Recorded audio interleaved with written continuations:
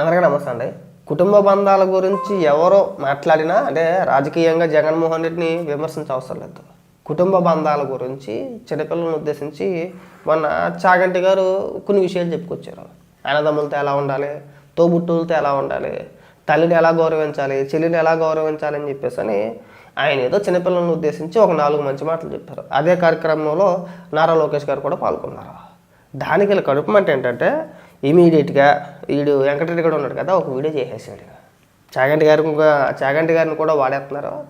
ఆయన చెప్పుకొచ్చారు కదా ఇప్పుడు దాకా, ఏదో 4 మంచి మాటలు చెప్పుకొచ్చారు కదా, అవి జగన్మోహన్ రెడ్డిని విమర్శించినట్టు వీళ్ళకి అనిపించినాయి మాట. వీళ్ళు ఆపాదించేసుకుంటారు. దానికి కౌంటర్గా ఒక వీడియో చేసేసాడు. ఒకసారి వినిపిస్తా చూడండి. అందరికీ very very good morning. Good morning. Andhra Pradesh రాష్ట్రానికి తీవ్ర ప్రమాదకరంగా తయారైనటువంటి ఆ 2 చంద్రబాబు నాయుడు గారి విషపు పత్రికల్లో ఎటువంటి వార్తలు వచ్చినాయో ఒక్కసారి చూద్దాం. నిన్న బ్రహ్మశ్రీ చాగంటి కోటేశ్వరరావు గారు, అలానే షాడో ముఖ్యమంత్రి నారా లోకేష్ విలువలో విద్యా సదస్సు అనేటటువంటి కార్యక్రమానికి హాజరయ్యారు. ఆ కార్యక్రమంలో చాగంటి కోటేశ్వరరావు గారు మాట్లాడినటువంటి మాటలు, అదేవిధంగా నారా లోకేష్ గారు మాట్లాడినటువంటి మాటల్ని ఈరోజు ఆ 2 వాళ్ళ తెలుగుదేశం పార్టీకి సంబంధించినటువంటి కరపత్రాల్లో పెట్టినటువంటి హెడ్డింగ్, కుటుంబం నుంచే నైతికత మొదలు కావాలి, ప్రభుత్వ సలహాదారు చాగంటి కోటేశ్వరరావు గారు మాట్లాడారు అని. నైతికత అనేది కుటుంబం నుంచే ప్రారంభం కావాలని రాష్ట్ర ప్రభుత్వ నైతిక విలువల సలహాదారు బ్రహ్మశ్రీ చాగంటి కోటేశ్వరరావు గారు పేర్కొన్నారు. విలువలు విద్యా సదస్సులో కార్యక్రమంగా లోకేష్ తో కలిసి ఆయన పాల్గొన్నారు. ఎస్, మీరు చెప్పింది 100% కరెక్ట్. నైతిక విలువలు అనేది కుటుంబం నుంచే ప్రారంభం కావాలి. ఆనాడు దివంగత నేత రాజశేఖర రెడ్డి గారు కావచ్చు, నేడు జగన్మోహన్ రెడ్డి గారు కావచ్చు, ఏం దిక్మల్తనరా ఇది. నైతిక విలువల గురించి మాట్లాడుతూ ముందు మన కుటుంబ సభ్యులను గౌరవించుకోవాలి, ఇంట్లో తల్లిని చెల్లిని గౌరవించాలి, అన్నదమ్ములను గౌరవించుకోవాలి, అన్నదమ్ములతో సఖ్యతగా ఉండాలి, కలిసి ఉండాలి. మన అన్నదమ్ములతోనే కలిసి ఉండకపోతే బయట నీతో ఎవరు స్నేహం చేస్తాడన్న చెప్పిన మాటల్ని అదే ఉన్నదన్నట్టుగా పేపర్లో రాస్తే దాన్ని మీరు ఆపాదించేసుకొని ఇక్కడికి వచ్చి కౌంటర్ వీడియో చేస్తున్నావా? పైగా అట్ట నైతిక విలువలట జగన్మోహన్ రెడ్డిని చూసి నేర్చుకోవాలంట. గొప్ప నైతిక విలువలే మేము చూసాం. మేము చూడడం అవసరం లేదు. తలిపైన కేసు వేసాడు మొన్న షర్మిలాకి సంబంధించి ఒక కంపెనీ విషయంలో, సరస్వతి అదేదో కంపెనీ ఉంటుంది ఒకటి, దానికి సంబంధించి వాటాల విషయంలో తల్లిపైన చెల్లిపైన కోర్టులో కేసు వేసాడు అన్న. గొప్ప అన్నయ్య. ఇంక చెల్లి అయితే చెల్లి గురించి అయితే చెప్పుకోవసరం లేదు. ఇంకా మీడియా ముఖంగానే అన్నయ్య ఎంత ఎదవా అనేది మీడియా ముఖంగా బహిరంగంగా అనేక సందర్భాల్లో చెప్పింది. చివరికి దిక్మాల సావట్ సన్నాసి చెల్లి కట్టుకున్న వస్త్రాల గురించి కూడా మాట్లాడాడు. ఇంకా నైతిక విలువల గురించి రాజశేఖర రెడ్డి, జగన్మోహన్ రెడ్డి వీళ్ళిద్దరి గురించి నువ్వు చెప్పాలి. ఇక్కడ మేము వినాలి. రాష్ట్ర ప్రజలను ఇరుపప్పులు అనుకుంటున్నావా? లేదంటే జగన్మోహన్ రెడ్డికి తల్లి చెల్లి వేరే ఏమైనా ఉన్నారనుకుంటున్నారా?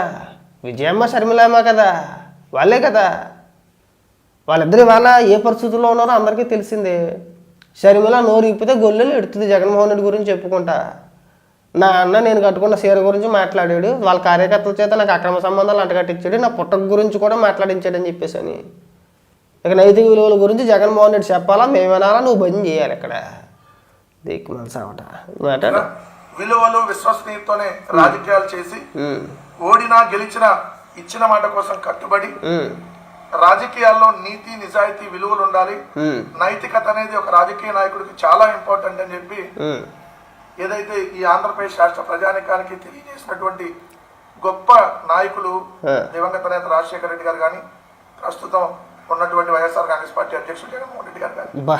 కానీ ప్రస్తుతం మీరు ఏ ప్రభుత్వంలో అయితే ప్రభుత్వ సలహాదారుగా ఉన్నారో ఆ ప్రభుత్వానికి మొట్టమొదటి నైతికత లేదు, ఈ ప్రభుత్వానికి విలువలు లేవు, విశ్వసనీయత లేవు.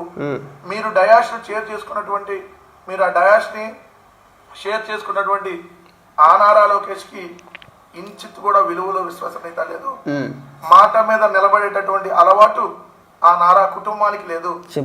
ఈ ప్రభుత్వ అధినేత చంద్రబాబు నాయుడు గారు ఏ రోజు కూడా నీతిగా నిజాయితీగా రాజకీయాలు చేయలేదు, ఏ రోజు కూడా విలువలతో బతకలేదు, ఏ రోజు కూడా గొప్ప నా కొడుకురా బాబు నువ్వు. పోనీ జగన్మోహన్ రెడ్డిలకు 1000 కోట్ల రూపాయలు దోచేసి జైలుకి ఇచ్చామంటారా? అదేనా నీతి అంటే? చెప్పండి రా, ఏంటాం మేము. నీతి నిజాయితీ గురించి 16 నెలలు జైల్లో చెప్పకూడదని వచ్చిన అనుచరుడు, అంటే ఉదాహరణకి అభిమానించే వాళ్ళ నాయకుడు జగన్మోహన్ రెడ్డే కదా. ఈ శంసగాళ్ళు చెప్పాలి నీతి గురించి, నిజాయితీ గురించి, కుటుంబ సభ్యులతో ఎలాగ ఉండాలి, తల్లి చెల్లిపోయిన ప్రేమ ఎలా చూపించాలి, వాళ్ళని ఎలా తిట్టించేయాలని చెప్పేసి నీ బొగ్గలు చెప్తా ఉంటే మనం వింటా ఉండాలి. కనీసం చాగంటి గారిని అన్నా వదిలేస్తారేమో అని చెప్పేసి మేము అనుకున్నాం. చివరిని ఆయనకు కూడా విమర్శించాడువే. మీరు ఆయనకి చెప్పేటంత డోళ్ళ ఆయనకి తెలీదా ఎవరు మంచి ఎవరు చెడు అని ఆయనకి తెలీదా? మీరు కూడా ఆఫర్ చేశారు కదా గత ప్రభుత్వంలో. మీరు కూడా చాగంటి గారికి తిరుమల తిరుపతి దేవస్థానానికి సంబంధించి ఏదో ఒక పదవి ఇచ్చారు. ఆయన వాళ్ళకున్న కారణాలు రకరకాలుగా ఉండొచ్చు, తీసుకోవాలా.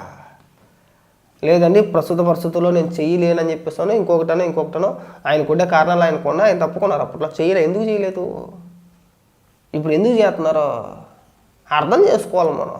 మీ నైతిక విలువల గురించి, మీ నిజాయితీ గురించి, అబ్బో మీరు ఎంత నీతి కలవైన వ్యక్తులు అనేది ఆయనకి తెలుసు. ఆయనకు తెలీదా? ఆయన చిన్నపిల్లడా? చాగంటి గారికి తెలీదా? ఆయనకి తెలిసే గత ప్రభుత్వంలో అంటే మీ హయాంలో ఆయన మీరు ఇచ్చిన పదవి ఏదైతే ఉందో దాన్ని స్వీకరించలేదు. కారణం అదే.